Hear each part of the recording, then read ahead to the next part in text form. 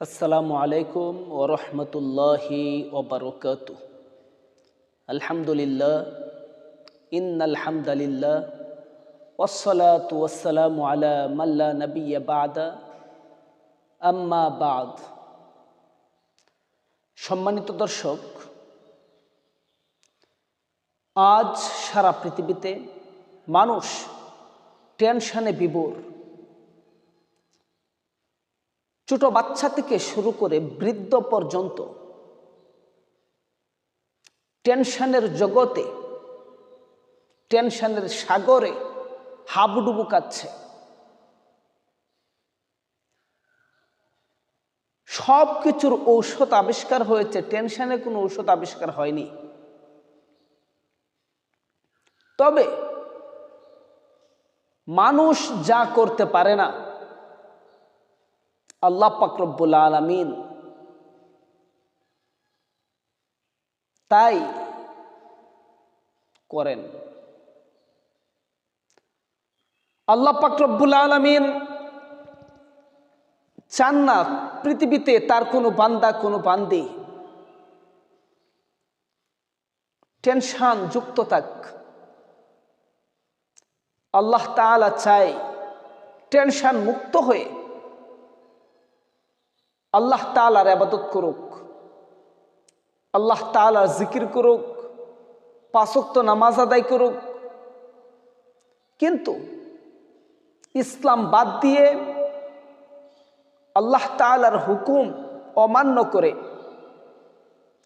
নফল ইবাদত সব ছেড়ে দিয়ে যখন দুনিয়াবে কাজে মশগুল হয়ে যায়, তখনই সমস্ত টেনশন তার ভিতরে গ্রাস করে।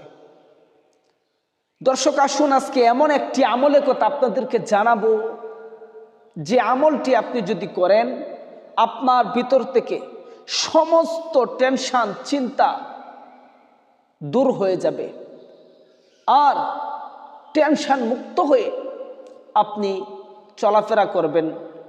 সবাই আপনার স্বাধীনতা দেখে আফসোস করবে। আসুন আমরা জেনে নেই সে আমলটি কি।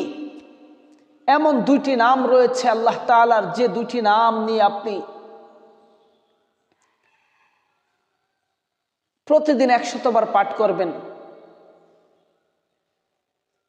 টেনশন নামক শব্দটা কখনোই আপনার দ্বারে ঘেঁষবে না।